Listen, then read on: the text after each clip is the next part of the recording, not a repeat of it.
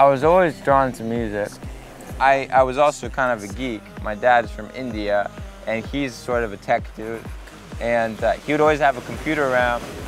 So as I fell in love with music, and I also fell in love with being a nerd, a lot of computer programs came out with it that let you make music easier and easier. You didn't need all this equipment. And so I really was born into the right time, I think. I was really into music.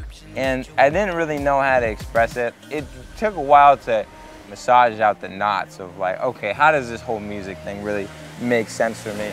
And then I started playing with more poppy stuff and more dance stuff, and I was like, okay, I can do this. My whole career was able to kind of take off once I made that realization. You know, I don't have to like be a cool guy. The biggest challenge is just being okay with failure for a while. All the people I've seen that have really done something in music, there's a period of time that they were okay with where nobody got it.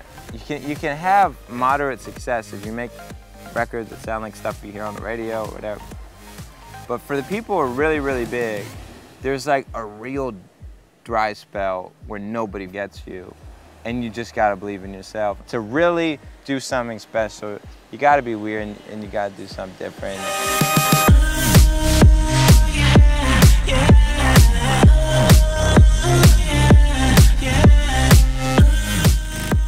Well, the performance is probably my favorite thing to do aside from being in the studio, because you can reach out and you can touch people and you can get a really clear indication of how your music makes people feel. And in the studio, when you're working on a song, you convince yourself it's a great song, or like the people that are in the studio with you will just kind of bob their head to it, and everyone's kind of, you know, in the vibe of the song. There's a very no holds barred kind of reception to your music when you perform live. It's wrong, I know it's wrong, but I got the prescription that you want.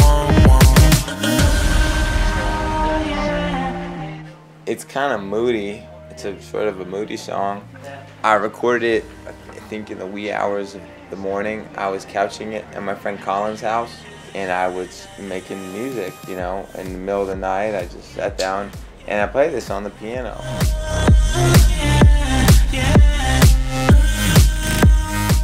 And if you look at a picture of yourself from like a year or two ago, you're like, wow, that's really whack, get that away from me.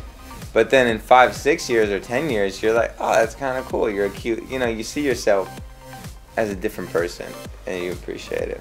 So sometimes I'll revisit old things I started. So I go back to it now and I'm like, there's something really cool we can get out of it, and appreciate almost as if it was somebody else's.